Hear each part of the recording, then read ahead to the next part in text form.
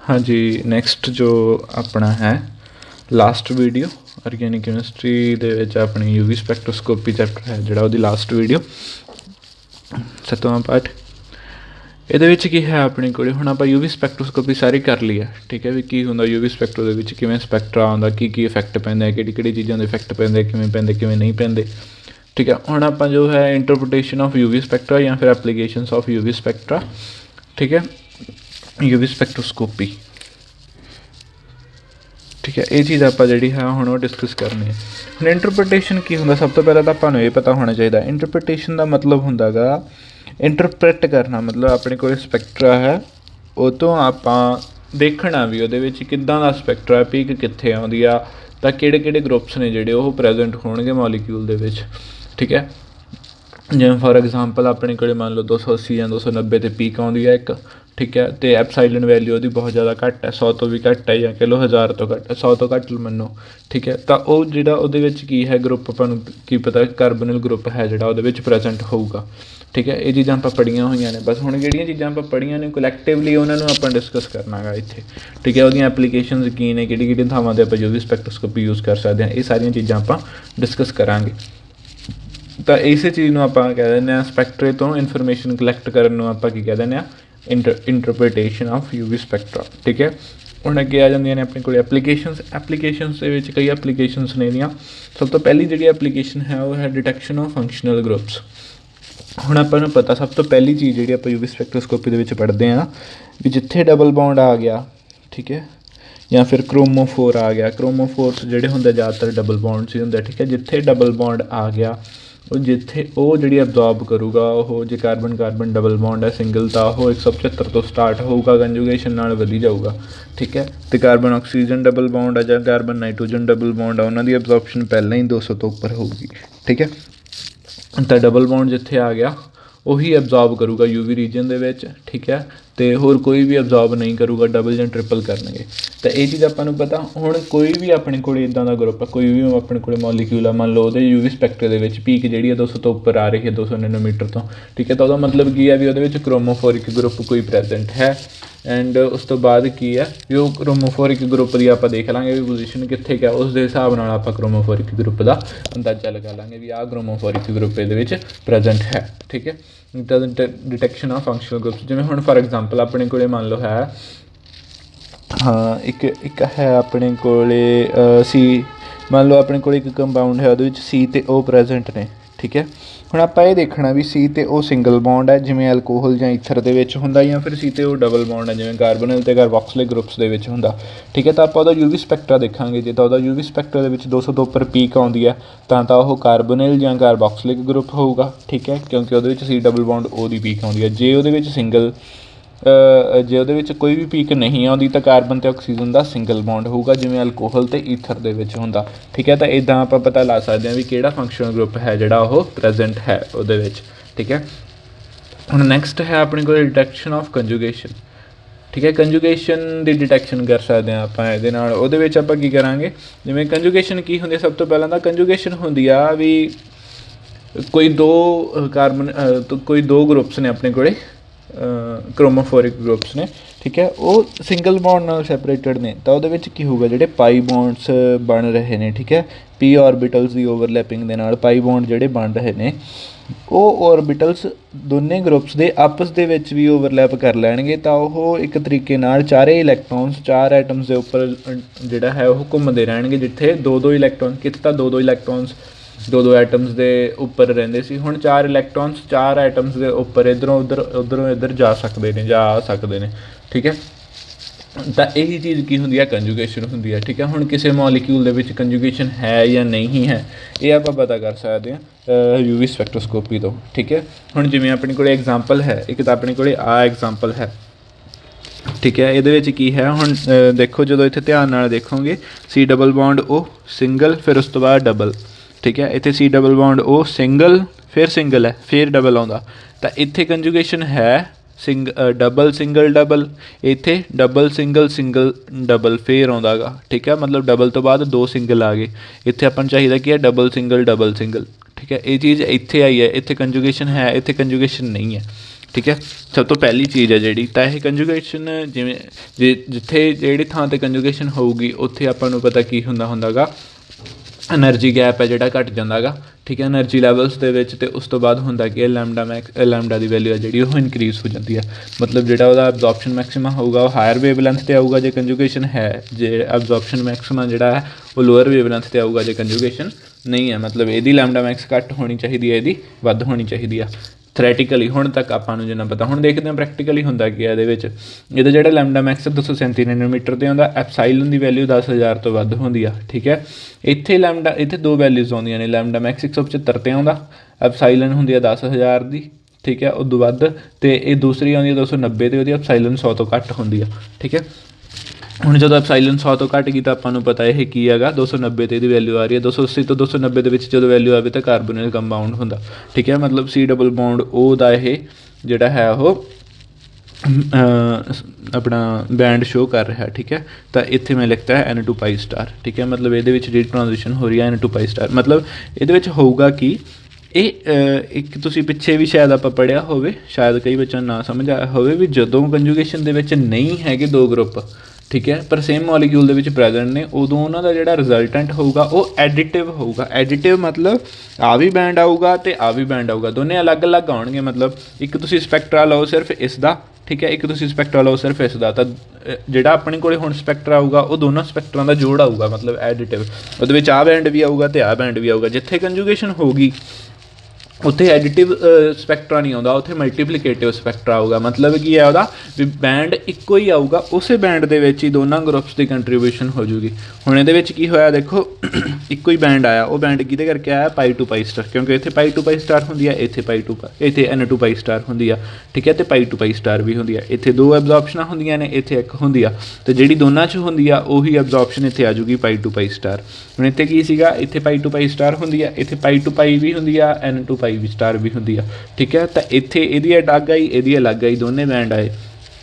ਇੱਥੇ ਦੋਨਾਂ ਦੇ ਵਿੱਚ ਜਿਹੜੀ ਸੇਮ ਆ ਰਹੀ ਸੀ ਉਸੇ ਦਾ ਇਕੱਲੀ ਦਾ ਬੈਂਡ ਆ ਗਿਆ, ਅਤੇ ਉਹਦੀ ਇੰਟੈਂਸਿਟੀ ਹੋਰ ਵੀ ਜ਼ਿਆਦਾ ਵੱਧ ਗਈ ਜਿਹੜੀ, ਠੀਕ ਹੈ। ਅਤੇ ਲੈਮਡਾ ਮੈਕਸ ਇਹਦੀ ਵਧੀ 237 ਤੇ ਇਹਦੇ ਕਿੰਨੇ ਸੀ 175 ਤੇ ਪਾਈ ਟੂ ਪਾਈ ਸਟਾਰ ਜੇ ਆਪਾਂ ਦੇਖਦੇ ਹਾਂ, ਠੀਕ ਹੈ। ਤਾਂ ਇਹਦੀ ਕੰਜੂਗੇਸ਼ਨ ਦੇ ਨਾਲ ਲੈਮਡਾ ਮੈਕਸ ਹੈ ਜਿਹੜੀ ਉਹ ਵੱਧ ਆਊਗੀ, ਠੀਕ ਹੈ। ਮਤਲਬ ਜੇ ਹੁਣ ਜੇ ਤੁਸੀਂ ਦੇਖੋਗੇ ਇਹਦੇ ਵਿੱਚ 6 ਕਾਰਬਨ ਆਣੇ, ਇਹਦੇ ਵਿੱਚ 6 ਕਾਰਬਨ ਆਣੇ, ਇੱਕ ਆਕਸੀਜਨ ਆ, ਉਨੀਆਂ ਹੀ ਹਾਈਡਰੋਜਨ ਆਣੇ ਦੋਨਾਂ ਦੇ ਵਿੱਚ, ਤਾਂ ਇਹ ਇੱਕ ਦੂਸਰੇ ਦੇ ਆਈਸੋਮਰਸ ਨੇ, ਠੀਕ ਹੈ। ਬਸ position of double bond change ਹੋਈ ਵੀ ਆ ਇਕੱਲੀ, ਠੀਕ ਹੈ। ਤਾਂ ਹੁਣ ਤੁਸੀਂ ਦੇਖਣਾ ਵੀ ਕਿਹੜਾ ਆਈਸੋਮਰ ਕਿਹੜਾ ਆਈਸੋਮਰ ਕਿਹੜਾ, ਠੀਕ ਹੈ। ਜਿਵੇਂ ਹੁਣ ਆਹ ਹੈ ਆਪਣੇ ਕੋਲੇ 1 2 3 4 5 4 ਮਿਥਾਈਲ ਪੈਂਟ 3 इन 2 ओन, ठीक है। ये हो गया 4 मिथाइल पेंट 4 इन 2 ओन, ठीक है।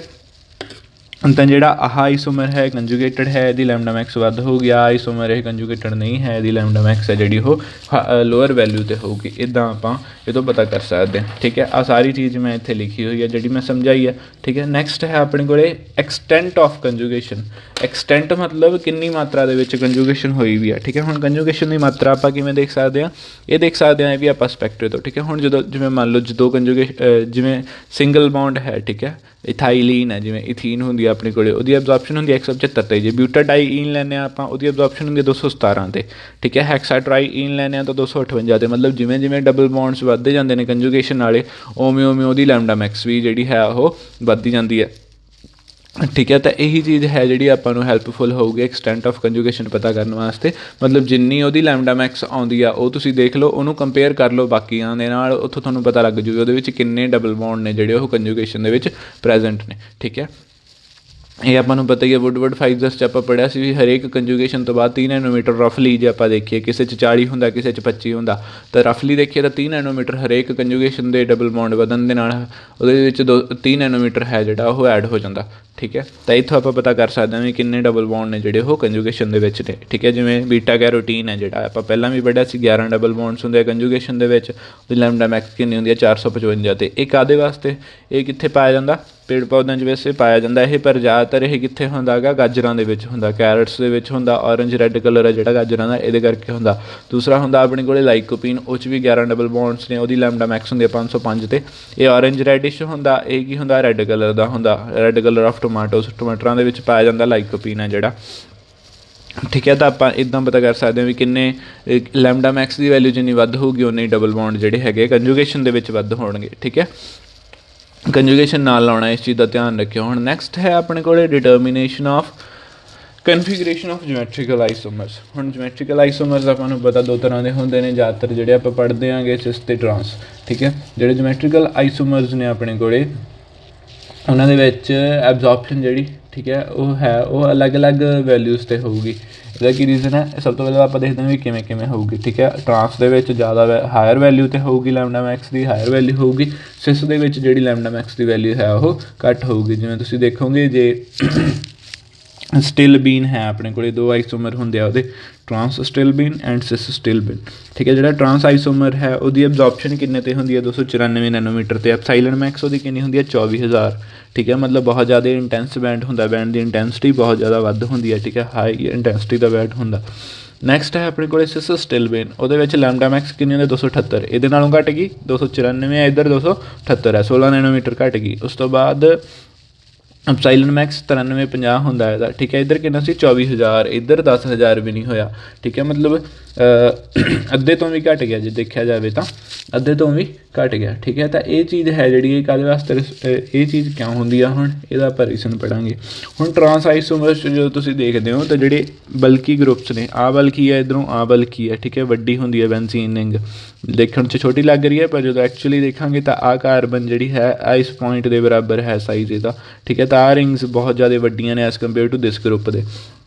ठीक है, ਜਿਹੜੀਆਂ ਇਹ ਵੱਡੇ ग्रुप्स ने दोने वो डबल बॉन्ड के ऑपोजिट साइड्स ते ने, ये इधरले पासे डबल बॉन्ड के उधर उधरले पासे आ। ठीक है, ये जो देखते हैं तो सेम साइड्स ते ने। ठीक है, हुणे जब बहुत ज़्यादा बल्कि ग्रुप्स ने इत्थे जो अलग अलग साइड्स ते ने, इत्थे एक दूसरे ना ये रिपैल करनगे ना अट्रैक्ट करनगे, इन्हां दे विच होणगीਆਂ ही नहीं इंट्रैक्शनस। ठीक है, या कह लो स्टेरिक हिंड्रेंस है जी भीड़ भाड़ है, मतलब वो इत्थे नहीं होगी क्योंकि दोनों उल्ट डायरैक्शनस दे विच ने। हुण इत्थे यही चीज़ है जी सेम डायरैक्शन दे विच ने, तो ये दोनों एक दूसरे दे इदां कह लो कि भीड़ भाड़ बहुत ज़्यादा हो जूगी, स्टेरिक हिंड्रेंस हो जूगी ये नाल एक दूसरे दे विच जदों ये आके टकराउणगीਆਂ, मतलब एक दूसरे का जिहड़ा एरिया है उन्होंने जो इफैक्ट करनगीਆਂ तो एक दूसरे को आपस में रिपैल करनगीਆਂ, जां तां रिपैल करनगीਆਂ या की होऊगा भी ये एक प्लेन दे विच इदां ने, ये इदां ने एक प्लेन दे विच। ठीक है, होऊगा कि एक इदां ही रह जू, दूसरी इदां मुड़ जूगी।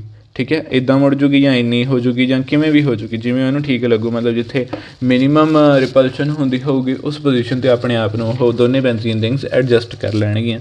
ठीक है, हुण इत्थे नो एडजस्टमेंट है, कोई भी एडजस्टमेंट नहीं हैगी, तो इस बेंजीन के 6 ਦੇ 6 पी ऑर्बिटल, 2 पी ऑर्बिटल आ कार्बना के 6 ਦੇ 6 पी ऑर्बिटल आ कार्बना के। ठीक है, तो 6 ਤੇ 6 12 ਤੇ 2 14 पी ऑर्बिटल ਇੱਕੋ ही प्लेन ਦੇ ਵਿੱਚ ਨੇ ਤੇ 14 ਇਲੈਕਟ੍ਰੋਨਸ 14 ਐਟਮਸ ਦੇ ਉੱਪਰ ਰਿਵੋਲਵ ਕਰ ਸਕਦੇ ਨੇ। ਤਾਂ ਕੰਜੂਗੇਸ਼ਨ ਬਹੁਤ ਜ਼ਿਆਦਾ ਐਕਸਟੈਂਟ ਦੇ ਵਿੱਚ ਹੈ ਇੱਥੇ।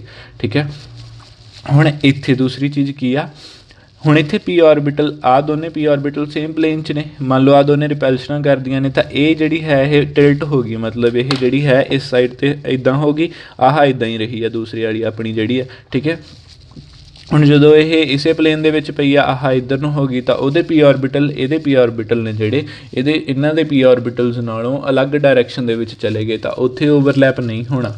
ठीक है, हुण देखो जे तुसीं ध्यान नाल देखोगे तो ओवरलैप जिहड़ा है जे तुहाडे कोले इदां है। ठीक है, मान लो दो आ चीज़ां ने, तो इत्थों साइड वाइज ओवरलैप होगा, आपां नूं पता आ चीज़ां आ दोने ओवरलैप करनगे, आ दोने ओवरलैप करनगे। ठीक है, पर इहदा ओवरलैप की होऊगा, ये ओवरलैप ही नहीं कर सकता जे तुसीं ध्यान नाल देखोगे। ठीक है, तो जो ओवरलैप ही नहीं होगा तो उसकी वैल्यू कित्थों आऊगी। यही कारण है भी सिस की वैल्यू है जी वो एप्सिलॉन की वैल्यू बहुत ज़्यादा घट होंदी आ, वेवलेंथ की वैल्यू भी घट होंदी है वैसे तो, पर एप्सिलॉन बहुत ज़्यादा डिक्रीज़ कर जाता। क्यों? क्योंकि कंजुगेशन की एक्सटेंट है जी वो डिक्रीज़ कर जाती है। इसलिए ट्रांस आइसोमर है जो हायर वैल्यू तो एब्जॉर्ब करूगा, तो सिस आइसोमर है जो लोअर वैल्यू तो एब्जॉर्ब करूगा। ठीक है, नैक्सट है अपने कोले हाइड्रोजन बॉन्डिंग, मतलब जे हाइड्रोजन बॉन्डिंग होंदी है किसी भी कंपाउंड दे विच तां किन्नी हाइड्रोजन बॉन्डिंग होंदी है तो किन्नी नहीं होंदी। हुण इहदे वास्ते सब तो पहलां आपां नूं जिहड़ी उधर समझाई है चीज़ मैं इत्थे लिखती है सिस ट्रांस वाली। ठीक है, इन्हूं एक बार पढ़ लिओ। ठीक है, तो अगे है हाइड्रोजन बॉन्डिंग। हाइड्रोजन बॉन्डिंग देखने वास्ते आपां नूं ये देखना पऊगा सब तो पहले तो पोलैरिटी होनी चाहिए है। हाइड्रोजन बॉन्डिंग की कंडीशन की आ, हाइड्रोजन बॉन्डिंग की कंडीशन इक्को एक कंडीशन होंदी आ, वो होंदी आ भी hydrogen is attached to most electronegative element, directly attach to most electronegative element, मतलब एच है जी ਆਕਸੀਜਨ ਫਲੋਰੀਨ ਅਤੇ ਨਾਈਟ੍ਰੋਜਨ ਨਾਲ ਅਟੈਚ ਹੋਣੀ ਚਾਹੀਦੀ ਹੈ ਡਾਇਰੈਕਟਲੀ, ਉੱਥੇ ਹੀ ਹਾਈਡਰੋਜਨ ਬੌਂਡਿੰਗ ਜਿਹੜੀ ਹੈ ਉਹ ਪੋਸੀਬਲ ਹੋਊਗੀ। ਹੁਣ ਇਹ ਚੀਜ਼ ਕਿੱਥੇ ਪੋਸੀਬਲ ਹੈ? ਇਹ ਚੀਜ਼ ਪੋਸੀਬਲ ਹੈ ਕਾਰਬੋਨਿਲ ਕੰਪਾਊਂਡਸ ਦੇ ਵਿੱਚ ਸਿਰਫ, ਕਿਉਂਕਿ ਆਪਾਂ ਸਿਰਫ ਡਬਲ ਬੌਂਡ ਹੀ ਪੜ੍ਹ ਰਹੇ ਹਾਂ, ਕਾਰਬਨ ਦਾ ਅਤੇ ਕਾਰਬਨ ਆਕਸੀਜਨ ਦਾ। ਕਾਰਬਨ ਨਾਈਟ੍ਰੋਜਨ ਦਾ ਬਹੁਤ ਘੱਟ ਪੜ੍ਹਦੇ ਹੀ ਨਹੀਂ ਆ ਕਹਿ ਲਓ, ਠੀਕ ਹੈ। ਆਪਣੇ ਕੋਲ ਇੱਕੋ ਹੀ ਕੇਸ ਰਹਿ ਜਾਂਦਾ ਕਾਰਬਨ ਆਕਸੀਜਨ ਡਬਲ ਬੌਂਡ, ਉਹ ਕਿੱਥੇ ਹੋਊਗਾ? ਕਾਰਬੋਨਿਲ ਕੰਪਾਊਂਡਸ ਜਾਂ ਫਿਰ ਆਪਣੇ ਹੋ ਗਏ ਕਾਰਬੋਕਸਿਲਿਕ ਐਸਿਡਸ ਦੇ ਵਿੱਚ, ਠੀਕ ਹੈ। ਜਦੋਂ ਇਹ ਦੋਨੇ ਚੀਜ਼ਾਂ ਦੇ ਵਿੱਚ ਇਹ ਹੋਣਗੇ ਡਬਲ ਬੌਂਡ, ਤਾਂ ਇੱਥੇ ਆਪਾਂ ਕੀ ਦੇਖਾਂਗੇ ਹੁਣ?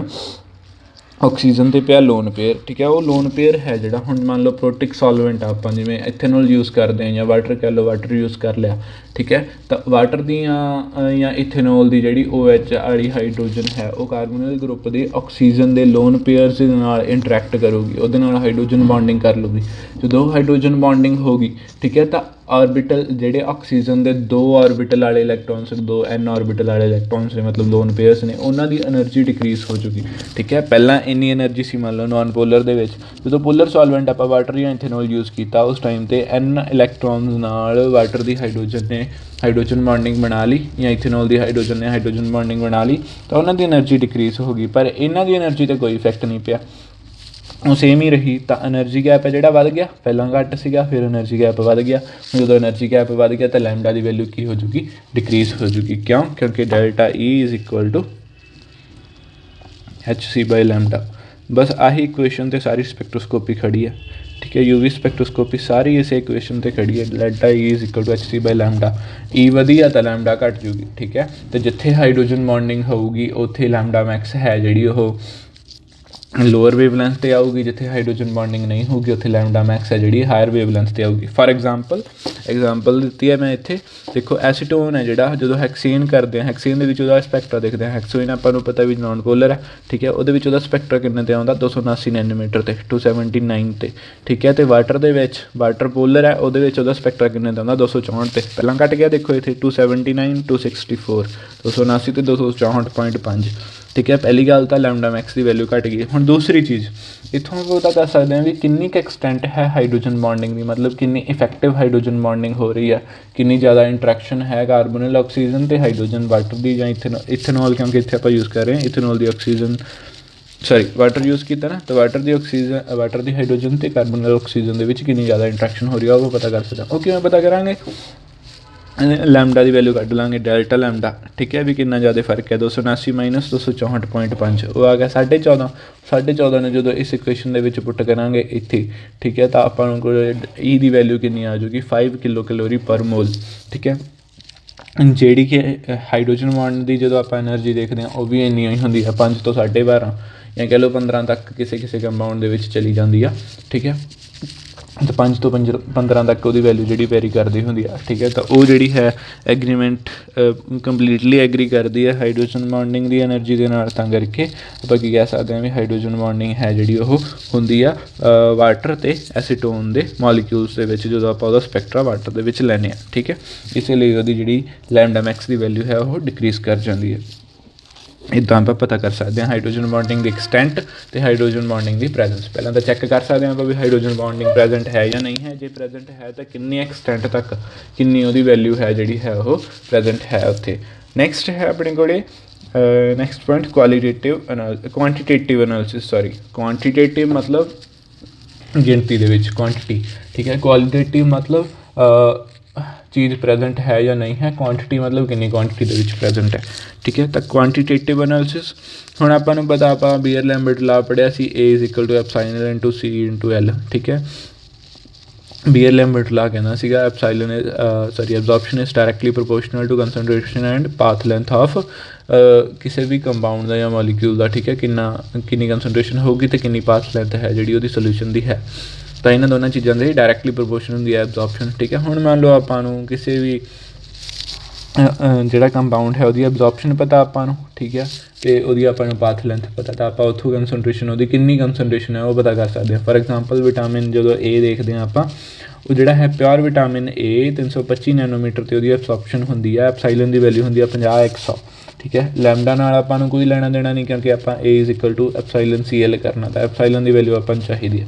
ਲੈਮਡਾ ਜਿੰਨਾ ਮਰਜ਼ੀ ਹੋਵੇ ਆਪਾਂ ਨੂੰ ਕੋਈ ਲੈਣਾ ਦੇਣਾ ਨਹੀਂ। If a sample show absorption of 0.75 with the path length of 1 cm, ਤਾਂ ਕੰਸਨਟ੍ਰੇਸ਼ਨ ਜਿਹੜੀ ਹੋਊਗੀ ਉਹ ਕਿਵੇਂ ਹੋਊਗੀ, A ਦੀ ਵੈਲਿਊ ਹੈ 0.75, ਐਪਸਾਈਲਨ 50x ਹੋ ਗਿਆ, C ਆਪਾਂ ਪਤਾ ਕਰਨੀ ਹੈ, L ਦੀ ਵੈਲਿਊ ਹੈ 1, ਠੀਕ ਹੈ। ਤਾਂ ਕੰਸਨਟ੍ਰੇਸ਼ਨ ਕਿੰਨੀ ਹੈਗੀ 1.49 ਮੋਲ ਪਰ ਲੀਟਰ। ਤਾਂ ਇੱਦਾਂ ਆਪਾਂ ਕੰਸਨਟ੍ਰੇਸ਼ਨ ਹੈ ਜਿਹੜੀ ਇਹ ਪਤਾ ਕਰ ਸਕਦੇ ਹਾਂ। ਜਦੋਂ ਆਪਾਂ ਬੀਅਰ ਲੈਂਬਰਟ ਲਾ ਕੀਤਾ ਸੀ ਇਹਦੇ ਨੂਮੈਰੀਕਲ ਆਪਾਂ ਪਹਿਲਾਂ ਹੀ ਕਰ ਲਈ ਸੀ, ਠੀਕ ਹੈ। ਤਾਂ ਇਹ ਟੌਪਿਕ ਜਿਹੜਾ ਹੈ ਆਪਾਂ ਪਹਿਲਾਂ ਹੀ ਕੀਤਾ ਹੋਇਆ। ਨੈਕਸਟ ਹੈ ਆਪਣੇ ਕੋਲ last second last study of keto enol tautomerism, ਠੀਕ ਹੈ। ਹੁਣ ਕੀਟੋ ਇਨੋਲ ਟੋਟੋਮਰਿਜ਼ਮ ਜਦੋਂ ਵੀ ਕਿਸੇ ਚੀਜ਼ ਦੇ ਵਿੱਚ ਹੁੰਦਾ ਆਪਾਂ ਨੂੰ ਪਤਾ ਵੀ ਕੀਟੋਨ ਹੈ ਜਿਹੜੀ ਸਭ ਤੋਂ ਪਹਿਲੀ ਗੱਲ ਜਿਹੜੀ ਆਪਾਂ ਦੇਖਣੀ ਹੈ, ਮੰਨ ਲਓ ਸਿੰਪਲ ਇੱਕ ਕੀਟੋਨ ਵਾਲਾ ਗਰੁੱਪ ਹੈ, ਠੀਕ ਹੈ। ਜਦੋਂ ਉਹਦਾ ਕੀਟੋ ਇਨੋਲ ਟੋਟੋਮਰਿਜ਼ਮ ਹੋਊਗਾ ਆਪਾਂ ਨੂੰ ਪਤਾ ਕੀਟੋਨ ਫਾਰਮ ਜ਼ਿਆਦਾ ਸਟੇਬਲ ਹੁੰਦੀ ਹੈ, ਜ਼ਿਆਦਾ ਕੁਆਂਟਿਟੀ ਦੇ ਵਿੱਚ ਹੋਊਗੀ। ਇਨੋਲ ਫਾਰਮ ਘੱਟ ਸਟੇਬਲ ਹੁੰਦੀ ਹੈ, ਘੱਟ ਕੁਆਂਟਿਟੀ ਦੇ ਵਿੱਚ ਹੋਊਗੀ, ਠੀਕ ਹੈ। ਤਾਂ ਸਭ ਤੋਂ ਪਹਿਲਾਂ ਤਾਂ ਜਿਹੜਾ ਐਬਜ਼ੋਰਪਸ਼ਨ ਬੈਂਡ ਆਊਗਾ ਉਹ ਕੀਟੋ ਫਾਰਮ ਕਰਕੇ ਹੀ ਆਊਗਾ। ਇਨੋਲ ਫਾਰਮ ਦਾ ਜਿਹੜਾ ਐਬਜ਼ੋਰਪਸ਼ਨ ਸਪੈਕਟਰਾ ਹੈ ਜੇ ਆਊਗਾ ਤਾਂ ਬਹੁਤ ਜ਼ਿਆਦਾ ਘੱਟ ਉਹਦੀ ਜਿਹੜੀ ਹੈ ਵੈਲਿਊ ਜਿਹੜੀ ਹੈ ਉਹ ਹੋਊਗੀ, ਠੀਕ ਹੈ। ਕਿਉਂਕਿ ਉਹਦੀ ਪਰਸੈਂਟੇਜ ਘੱਟ ਹੁੰਦੀ ਹੈ। ਜਿਵੇਂ ਆਪਾਂ ਦੂਸਰੀ ਚੀਜ਼ ਜਿਹੜੀ ਇੱਥੇ ਦੇਖਦੇ ਹਾਂ ਆਪਾਂ, ਠੀਕ ਹੈ, ਉਹ ਆਪਾਂ ਐਗਜ਼ਾਮਪਲ ਕਰਦੇ ਹਾਂ। ਪਹਿਲਾਂ ਜਿਹੜੀ ਐਗਜ਼ਾਮਪਲ ਆਪਾਂ ਕਰਨੀ ਉਹ ਹੈ ਇਥਾਈਲ ਐਸੀਟੋਐਸੀਟੇਟ ਦੀ, ਠੀਕ ਹੈ। ਇਹਦੀ ਐਗਜ਼ਾਮਪਲ ਆਪਾਂ ਕਿਉਂ ਕਰ ਰਹੇ ਹਾਂ, ਕਿਉਂਕਿ ਇਹਦੇ ਵਿੱਚ ਜਿਹੜਾ ਕੀਟੋ ਇਨੋਲ ਟੋਟੋਮਰਿਜ਼ਮ ਹੁੰਦਾ ਉਹਦੇ ਕਰਕੇ ਕੰਜੂਗੇਸ਼ਨ ਆ ਜਾਂਦੀ ਆ, ਤਾਂ ਇਹਦਾ ਸਪੈਕਟਰਾ ਆਪਾਂ ਈਜ਼ੀਲੀ ਜਿਹੜਾ ਹੈ ਉਹ ਲੈ ਸਕਦੇ ਹਾਂ, ਠੀਕ ਹੈ। ਜੇ ਕੰਜੂਗੇਸ਼ਨ ਨਹੀਂ ਆਊਗੀ, ਕਿਉਂਕਿ ਦੇਖੋ ਜੇ ਤੁਸੀਂ ਸਿੰਪਲ ਮੋਲੀਕਿਊਲ ਕੰਪੇਅਰ ਕਰਦੇ ਹੋ ਕੀਟੋਨ ਵਾਲਾ, ਇੱਕ ਤੁਹਾਡੇ ਕੋਲ ਮੰਨ ਲਓ ਕੀਟੋਨ ਹੈ ਜਿਵੇਂ ਆਹ ਹੈ CH3 C double bond O CH2 CH3, ਠੀਕ ਹੈ। ਇਹ ਕੀਟੋ ਫਾਰਮ ਹੋ ਗਈ ਇਹਦੀ। ਹੁਣ ਜਦੋਂ ਤੁਸੀਂ ਇਨੋਲ ਦੇਖੋਗੇ ਤਾਂ CH3 COH double bond CH single bond CH3, ਠੀਕ ਹੈ। ਤਾਂ ਇੱਥੇ ਈਨ ਦਾ ਸਪੈਕਟਰਾ ਆ ਜਾਊਗਾ। ਈਨ ਦਾ ਸਪੈਕਟਰਾ ਕਿੰਨੇ 'ਤੇ ਆਊਗਾ 175 'ਤੇ, ਠੀਕ ਹੈ। ਇੱਥੇ ਇਹਦਾ ਕਿੰਨਾ ਆਊਗਾ 290 'ਤੇ। ਇਹਦੀ ਐਪਸਾਈਲਨ ਜਿਹੜੀ ਹੈ ਉਹ ਲੈਸ ਦੈਨ ਹੋਊਗੀ 100, ਇਹਦੀ ਐਪਸਾਈਲਨ ਹੈ ਜਿਹੜੀ ਉਹ ਗ੍ਰੇਟਰ ਦੈਨ ਹੋਊਗੀ 10,000, ਠੀਕ ਹੈ। 10,000 ਤੋਂ ਐਪਸਾਈਲਨ ਤਾਂ ਵੱਧ ਜੂ ਇਹਦੀ, ਪਰ ਇਹ 175 'ਤੇ ਰਹਿ ਜਾਂਦਾ। ਆਪਾਂ ਸਿਰਫ 200 ਤੋਂ ਉੱਪਰਲੇ ਜਿਹੜੇ ਹੈ ਉਹ ਸਟੱਡੀ ਕਰਦੇ ਹਾਂ ਸਪੈਕਟਰਾ ਦਾ, ਇਹਨੂੰ ਆਪਾਂ ਸਟੱਡੀ ਹੋਈ ਨਹੀਂ ਕਰ ਸਕਦੇ। ਪਹਿਲੀ ਚੀਜ਼ ਜੇ ਆਪਾਂ ਸਿੰਪਲੈਸਟ ਲੈਂਦੇ ਹਾਂ ਇਕੱਲੀ ਇੱਕ ਡਬਲ ਬੌਂਡ ਵਾਲੀ ਲੈਂਦੇ ਹਾਂ, ਤਾਂ ਕਰਕੇ ਆਪਾਂ ਪਹਿਲੀ ਗੱਲ ਤਾਂ ਇੱਦਾਂ ਦੀ ਐਗਜ਼ਾਮਪਲ ਲਈ ਜਿੱਥੇ ਆਪਣੇ ਕੋਲ ਕੰਜੂਗੇਸ਼ਨ ਆ ਜਾਏ, ਮਤਲਬ ਆਪਾਂ ਉਹਨੂੰ ਸਟੱਡੀ ਕਰ ਸਕੀਏ, ਠੀਕ ਹੈ। ਪਹਿਲੀ ਚੀਜ਼ ਤਾਂ ਠੀਕ ਹੈ। ਹੁਣ ਇੱਥੇ ਆਪਾਂ ਲਿਆ ਇਥਾਈਲ ਐਸੀਟੋਐਸੀਟੇਟ, ਇਹਨੂੰ ਕਹਿੰਦੇ ਆ ਇਥਾਈਲ ਐਸੀਟੋਐਸੀਟੇਟ, ਠੀਕ ਹੈ। ਹੁਣ ਜਦੋਂ ਦੇਖੋਗੇ ਤਾਂ ਆਹ ਐਸਿਡ ਗਰੁੱਪ ਹੁੰਦਾ, ਆ 2 ਵਾਰੀ ਆ ਗਿਆ, ਠੀਕ ਹੈ। ਇਹਦੇ 2 ਪਾਸੇ ਬੌਂਡ ਬਣਦੇ ਆ ਤਾਂ ਇੱਕ ਪਾਸੇ ਬਣਦਾ ਤਾਂ ਆਹ ਐਸੀਟੋ ਹੋ ਗਿਆ, ਠੀਕ ਹੈ। ਇਹਨੂੰ ਐਸੀਟੇਟ ਕਹਿ ਲਓ, ਆਹ ਐਸੀਟੋ ਗਰੁੱਪ ਹੋ ਗਿਆ, ਐਸੀਟੋਐਸੀਟੇਟ ਇਥਾਈਲ ਐਸੀਟੋਐਸੀਟੇਟ, ਠੀਕ ਹੈ। ਛੱਡੋ ਬਾਕੀ ਨੋਮਨਕਲੇਚਰ ਤੁਸੀਂ ਆਪੇ ਕਰ ਲਿਓ। ਐਸੀਟੇਟ ਵੈਸੇ ਚਲੋ ਛੱਡੋ। ਅਤੇ ਉਸ ਤੋਂ ਬਾਅਦ ਜਦੋਂ ਇਹਦੀ ਰੈਜ਼ੋਨੈਂਸ ਦੇਖਾਂਗੇ ਆਪਾਂ, ਰੈਜ਼ੋਨੈਂਸ ਹੁੰਦੀ ਆ keto form enol form. Keto form ਹੁੰਦੀ ਆ 92%, ਇਨੋਲ ਫਾਰਮ ਹੁੰਦੀ ਆ 7.5%, ਠੀਕ ਹੈ। ਤਾਂ ਇਹਦਾ ਲੈਮਡਾ ਮੈਕਸ ਹੁਣ ਕਿੱਥੇ ਆਊਗਾ, ਇਹਦਾ ਲੈਮਡਾ ਮੈਕਸ ਪਹਿਲਾਂ ਤਾਂ ਦੇਖੋ ਕਿਹਦੇ ਕਰਕੇ ਆਊਗਾ। ਇਹਦੇ ਵਿੱਚ ਟ੍ਰਾਂਜੀਸ਼ਨ ਕਿਹੜੀ ਹੋਊਗੀ N2 ਪਾਈ ਸਟਾਰ, ਕਿਉਂਕਿ ਕਾਰਬਨ ਆਕਸੀਜਨ ਹੀ ਹੈ। ਕਾਰਬਨ ਆਕਸੀਜਨ ਦੇ ਵਿੱਚ ਕਿਹੜੀ ਟ੍ਰਾਂਜੀਸ਼ਨ ਜ਼ਿਆਦਾ ਹੁੰਦੀ ਆ N2 ਪਾਈ ਸਟਾਰ, ਠੀਕ ਹੈ। ਪਾਈ ਟੂ ਪਾਈ ਸਟਾਰ ਆਪਾਂ ਨਹੀਂ ਦੇਖਦੇ ਕਿਉਂਕਿ N ਇਲੈਕਟ੍ਰੋਨਸ ਫਰੀ ਪਏ ਹੁੰਦੇ ਨੇ, ਉਹ ਈਜ਼ੀਲੀ ਟ੍ਰਾਂਜੀਸ਼ਨ ਕਰ ਲੈਂਦੇ ਨੇ, ਪਾਈ ਵਾਲੇ ਈਜ਼ੀਲੀ ਟ੍ਰਾਂਜੀਸ਼ਨ ਨਹੀਂ ਕਰਦੇ, ਠੀਕ ਹੈ। ਤਾਂ ਇਹਦੇ ਵਿੱਚ ਟ੍ਰਾਂਜੀਸ਼ਨ ਜਿਹੜੀ ਹੋਊਗੀ ਸਭ ਤੋਂ ਪਹਿਲਾਂ ਤਾਂ N2 ਪਾਈ ਸਟਾਰ ਹੋਊ। ਹੁਣ N2 ਪਾਈ ਸਟਾਰ ਕਿੱਥੇ ਹੁੰਦੀ ਆ 280 ਤੋਂ 290 ਦੇ ਵਿੱਚ, ਠੀਕ ਹੈ। ਤਾਂ ਇਹਦੀ ਕਿੰਨੇ 'ਤੇ ਵੈਲਿਊ ਹੁੰਦੀ ਆ 275 ਨੈਨੋਮੀਟਰ ਦੇ ਉੱਪਰ, ਠੀਕ ਹੈ। ਹੁਣ ਦੂਸਰੀ ਚੀਜ਼ ਐਪਸਾਈਲਨ ਮੈਕਸ ਇਹਦੀ ਕਿੰਨੀ ਹੋਊਗੀ 100 ਤੋਂ ਘੱਟ, ਇੱਥੇ ਕਿੰਨੀ ਆ ਰਹੀ ਹੈ 20 ਆ ਰਹੀ ਹੈ, ਠੀਕ ਹੈ। ਹੁਣ ਇੱਥੇ ਦੂਸਰੀ ਚੀਜ਼ ਜਦੋਂ ਦੇਖਦੇ ਹਾਂ ਇਨੋਲ, ਜਦੋਂ ਆਹ ਚੀਜ਼ ਦਾ ਇਨੋਲ ਬਣਾ ਲਓ ਚਾਹੇ ਆਹ ਚੀਜ਼ ਦਾ ਇਨੋਲ ਬਣਾ ਲਓ, ਵੈਸੇ ਇਹਦਾ ਬਣੂਗਾ, ਠੀਕ ਹੈ, ਕਿਉਂਕਿ ਇੱਧਰ CH3 ਲੱਗਿਆ, ਇੱਧਰ OC2H5 ਲੱਗਿਆ, ਠੀਕ ਹੈ। ਹੁਣ ਇੱਥੇ ਕੀ ਹੋਊਗਾ ਆਪਣੇ ਕੋਲ ਇਨੋਲ ਫਾਰਮ ਜਦੋਂ ਆਪਾਂ ਦੇਖਦੇ ਹਾਂ ਤਾਂ ਇੱਥੇ C double bond O single bond ਫਿਰ ਡਬਲ ਬੌਂਡ, ਇੱਥੇ ਕੰਜੂਗੇਸ਼ਨ ਆ ਗਈ। ਜਦੋਂ ਕੰਜੂਗੇਸ਼ਨ ਆ ਗਈ ਤਾਂ ਇੱਥੇ ਟ੍ਰਾਂਜੀਸ਼ਨ ਕਿਹੜੀ ਹੋ ਗਈ ਪਾਈ ਟੂ ਪਾਈ ਸਟਾਰ, ਠੀਕ ਹੈ। ਪਾਈ ਟੂ ਪਾਈ ਸਟਾਰ ਪਹਿਲਾਂ ਤਾਂ ਟ੍ਰਾਂਜੀਸ਼ਨ ਹੋ ਗਿਆ। ਐਪਸਾਈਲਨ ਮੈਕਸ ਕਿੰਨੀ ਹੋ ਗਈ 18,000 ਉਹਦੀ, ਠੀਕ ਹੈ। ਅਤੇ ਲੈਮਡਾ ਮੈਕਸ ਦੀ ਵੈਲਿਊ ਕਿੰਨੀ ਆਉਂਦੀ 245 'ਤੇ, ਠੀਕ ਹੈ। ਮਤਲਬ ਇਹਦੇ ਵਿੱਚ ਜਿਹੜਾ ਇਹ ਕੰਪਾਊਂਡ ਹੈ ਇਥਾਈਲ ਐਸੀਟੋਐਸੀਟੇਟ ਦੇ ਵਿੱਚ ਆਪਣੀ ਕੋਲ 2 ਬੈਂਡਸ ਆਉਣਗੇ। ਪਹਿਲਾ ਬੈਂਡ ਜਿਹੜਾ ਆਊਗਾ ਉਹ ਕਿੰਨੇ 'ਤੇ ਆਊਗਾ 245 'ਤੇ, ਐਪਸਾਈਲਨ ਮੈਕਸ ਉਹਦੀ ਬਹੁਤ ਜ਼ਿਆਦਾ ਹੋਊਗੀ। ਦੂਸਰਾ ਬੈਂਡ ਕਿੰਨਾ ਆਊਗਾ 275 'ਤੇ, ਉਹਦੀ ਐਪਸਾਈਲਨ ਮੈਕਸ ਹੋਊਗੀ 20 'ਤੇ, ਠੀਕ ਹੈ। ਹੁਣ ਆਪਣੇ ਕੋਲ ਜੇ ਦੇਖੀਏ ਓਵਰਆਲ ਦੇਖੀਏ ਤਾਂ ਆਪਣਾ ਇਹਦਾ ਸਪੈਕਟਰਾ ਜਿਹੜਾ ਹੈ ਇਹ ਇੱਦਾਂ ਆਉਣਾ ਚਾਹੀਦਾ, ਠੀਕ ਹੈ। ਆਹੀ ਚੀਜ਼ ਹੋਣੀ ਚਾਹੀਦੀ ਹੈ, ਕਿਉਂਕਿ 245 ਵਾਲੇ ਦੀ ਜਿਹੜੀ ਵੈਲਿਊ ਹੈ ਉਹ 18,000 ਹੈ, 275 ਵਾਲੇ ਦੀ ਵੈਲਿਊ 20 ਹੈ। ਠੀਕ ਹੈ, ਆਹ ਚੀਜ਼ ਇਹ ਘੱਟ ਹੋਊਗਾ, ਇਹ ਜ਼ਿਆਦਾ ਹਾਈਟ ਦਾ ਹੋਊਗਾ। ਠੀਕ ਹੈ, ਪਰ ਹੁਣ ਇੱਥੇ ਦੂਸਰੀ ਚੀਜ਼ ਜੋ ਤੁਸੀਂ ਧਿਆਨ ਰੱਖਣੀ ਹੈ, ਇਹ ਵੀ ਧਿਆਨ ਰੱਖਣੀ ਹੈ, 92% ਅਤੇ 7.5% ਕੰਸਨਟ੍ਰੇਸ਼ਨ ਇਹਦੀ ਬਹੁਤ ਜ਼ਿਆਦਾ ਘੱਟ ਹੈ। ਠੀਕ ਹੈ, ਇਹਦੀ ਕਿੰਨੀ ਗੁਣਾ ਹੈ ਉਹਦੇ ਨਾਲੋਂ ਬਹੁਤ ਜ਼ਿਆਦਾ 10 12 13 ਗੁਣਾ ਹੈ। ਠੀਕ ਹੈ, 12 ਗੁਣਾ ਜਾਂ 13 ਗੁਣਾ ਲਾ ਲਓ। ਠੀਕ ਹੈ, 13 ਗੁਣਾ ਹੈ ਮੰਨ ਲਓ, ਤਾਂ ਆਹ ਜਿਹੜਾ ਬੈਂਡ ਹੈ ਇਹ 13 ਗੁਣਾ ਇਹਦੇ ਨਾਲੋਂ ਵੱਡਾ ਹੋਣਾ ਚਾਹੀਦਾ ਜੇ ਆਪਾਂ ਕੰਸਨਟ੍ਰੇਸ਼ਨ ਦੇਖਦੇ ਹਾਂ। ਮਤਲਬ ਦੋਨਾਂ ਚੀਜ਼ਾਂ ਨੂੰ ਬੈਲੈਂਸ ਕਰਕੇ ਜਦੋਂ ਇਹਦਾ ਆਪਾਂ ਸਪੈਕਟਰਾ ਦੇਖਾਂਗੇ, ਠੀਕ ਹੈ, ਤਾਂ ਇਹਦਾ ਜਿਹੜਾ ਸਪੈਕਟਰਾ ਹੈ ਉਹ ਇੱਦਾਂ ਜਿਹਾ ਬਣੂਗਾ। ਠੀਕ ਹੈ, ਇੱਦਾਂ ਦਾ ਇਹਦਾ ਜਿਹੜਾ ਸਪੈਕਟਰਾ ਹੈ ਉਹ ਬਣੂਗਾ। ਇਹ ਚੀਜ਼ ਦਾ ਧਿਆਨ ਰੱਖਿਓ ਤੁਸੀਂ। ਬਾਕੀ ਹੋ ਸਕਦਾ ਮਾੜੀ ਮੋਟੀ ਗਲਤੀ ਵੀ ਹੋਵੇ, ਕਿਉਂਕਿ ਮੈਂ ਚੈੱਕ ਨਹੀਂ ਕੀਤਾ ਇੰਟਰਨੈਟ 'ਤੇ, ਤਾਂ ਹੋ ਸਕਦਾ ਇੱਦਾਂ ਵੀ ਇਹਦਾ ਬਰਾਬਰੀ 'ਤੇ ਵੀ ਆਉਂਦਾ ਹੋਵੇ ਸਪੈਕਟਰਾ, ਤਾਂ ਉਹ ਚੀਜ਼ ਦੇਖ ਲਿਓ ਤੁਸੀਂ, ਇੱਕ ਵਾਰੀ ਚੈੱਕ ਕਰ ਲਿਓ। ਮਤਲਬ ਕੰਸਨਟ੍ਰੇਸ਼ਨ ਕਿਉਂਕਿ ਮੈਟਰ ਕਰਦੀ ਹੈ, ਠੀਕ ਹੈ, ਕਿੰਨੀ ਕੁਆਂਟਿਟੀ ਦੇ ਵਿੱਚ, ਉਸ ਤੋਂ ਬਾਅਦ ਐਪਸਾਈਲਨ ਵੀ ਮੈਟਰ ਕਰਦਾ, ਦੋਵੇਂ ਚੀਜ਼ ਦਾ ਬੈਲੈਂਸ ਕਰਕੇ ਉਸ ਤੋਂ ਬਾਅਦ ਇਹਦਾ ਸਪੈਕਟਰਾ ਬਣੂਗਾ। ਠੀਕ ਹੈ, ਅਤੇ ਜਿੱਥੇ ਕੀਟੋਨੋਲ ਟੋਟੋਮਰਿਜ਼ਮ ਹੋ ਗਿਆ ਉੱਥੇ ਜਿਹੜਾ ਸਪੈਕਟਰਾ ਆਊਗਾ ਉਹਦੇ ਵਿੱਚ ਕੀਟੋ ਫਾਰਮ ਦੀ ਐਬਜ਼ੋਰਪਸ਼ਨ ਵੀ ਆਊਗੀ, ਇਨੋਲ ਫਾਰਮ ਦੀ ਐਬਜ਼ੋਰਪਸ਼ਨ ਵੀ ਆਊਗੀ ਕਿੰਨੀ ਰੇਸ਼ੋ ਦੇ ਵਿੱਚ, ਜਿੰਨੀ ਉਹਨਾਂ ਦੀ ਕੰਸਨਟ੍ਰੇਸ਼ਨ ਹੈ। ਠੀਕ ਹੈ, ਉਸ ਤੋਂ ਬਾਅਦ ਹੈ ਨੈਕਸਟ ਅਤੇ ਲਾਸਟ ਚੀਜ਼ ਆਪਣੇ ਕੋਲ ਡਿਟੈਕਸ਼ਨ ਆਫ ਇੰਪਿਊਰਿਟੀਜ਼। ਹੁਣ ਇੰਪਿਊਰਿਟੀਜ਼ ਨੂੰ ਆਪਾਂ ਕਿਵੇਂ ਡਿਟੈਕਟ ਕਰ ਸਕਦੇ ਹਾਂ? ਇੱਥੇ ਇੱਕ ਸਪੈਸ਼ਲ ਕੇਸ ਹੈ ਇੰਪਿਊਰਿਟੀਜ਼ ਨੂੰ ਡਿਟੈਕਟ ਕਰਨ ਦਾ। ਜਿਹੜਾ ਕੇਸ ਹੈ ਉਹ ਆਪਾਂ ਐਗਜ਼ਾਮਪਲ ਦੇ ਨਾਲ ਸਮਝਾਂਗੇ। ਠੀਕ ਹੈ, ਕੇਸ ਦੇ ਵਿੱਚ ਹੈ ਕਿ ਆਪਣੇ ਕੋਲ ਜਿਹੜਾ ਪਿਓਰ ਕੰਪਾਊਂਡ ਹੈ ਉਹ ਟਰਾਂਸਪੇਰੈਂਟ ਹੋਣਾ ਚਾਹੀਦਾ ਯੂਵੀ ਰੀਜਨ ਦੇ ਵਿੱਚ, ਮਤਲਬ ਉਹ ਯੂਵੀ ਰੀਜਨ ਦੇ ਵਿੱਚ ਐਬਜ਼ੋਰਬ ਨਹੀਂ ਕਰਨਾ ਚਾਹੀਦਾ, ਪਹਿਲੀ ਗੱਲ। ਦੂਸਰੀ ਗੱਲ, ਜਿਹੜੀ ਇੰਪਿਊਰਿਟੀ ਹੈ ਉਹਦੀ ਐਬਜ਼ੋਰਪਸ਼ਨ ਹੋਣੀ ਚਾਹੀਦੀ ਹੈ ਯੂਵੀ ਰੀਜਨ ਦੇ ਵਿੱਚ। ਠੀਕ ਹੈ, ਹੁਣ ਇਹਦੇ ਵਿੱਚ ਹੋਊਗਾ ਕਿ ਦੇਖੋ, ਜੇ ਤਾਂ ਪਿਓਰ ਆਪਾਂ ਕੰਪਾਊਂਡ ਲੈਣੇ ਉਹ ਤਾਂ ਯੂਵੀ ਦੇ ਵਿੱਚ ਐਬਜ਼ੋਰਬ ਹੀ ਨਹੀਂ ਕਰਦਾ, ਤਾਂ ਉਹਦਾ ਸਪੈਕਟਰਾ ਹੀ ਨਹੀਂ ਆਊਗਾ ਯੂਵੀ ਸਪੈਕਟਰਾ। ਠੀਕ ਹੈ, ਪਰ ਜੇ ਉਹਦੇ ਵਿੱਚ ਇੰਪਿਊਰਿਟੀ ਪ੍ਰੈਜੈਂਟ ਹੈ ਤਾਂ ਕੰਪਾਊਂਡ ਦਾ ਸਪੈਕਟਰਾ ਨਹੀਂ ਹੈ, ਪਰ ਇੰਪਿਊਰਿਟੀ ਦਾ ਸਪੈਕਟਰਾ ਦਊਗੀ ਆਪਦਾ। ਠੀਕ ਹੈ, ਉਹਦੀ ਤਾਂ ਐਬਜ਼ੋਰਪਸ਼ਨ ਹੈ ਯੂਵੀ ਦੇ ਵਿੱਚ, ਤਾਂ ਉਹਦਾ ਸਪੈਕਟਰਾ ਆਊਗਾ। ਠੀਕ ਹੈ, ਮਤਲਬ ਜੇ ਆਪਾਂ ਫਾਰ ਐਗਜ਼ਾਮਪਲ ਇਥੇਨੋਲ 'ਤੇ ਹੀ ਆਪਾਂ ਕਰਦੇ ਹਾਂ, ਇਥੇਨੋਲ ਨੂੰ ਆਪਾਂ ਬੈਨਜ਼ੀਨ ਦੇ ਵਿੱਚੋਂ ਐਜ਼ੀਓਟ੍ਰੋਪਿਕ ਡਿਸਟੀਲੇਸ਼ਨ ਨਾਲ ਇਥੇਨੋਲ ਆਪਾਂ ਨੂੰ ਮਿਲਦਾ, ਪਿਓਰ ਕਰਦੇ ਹਾਂ ਉਹਨੂੰ ਆਪਾਂ।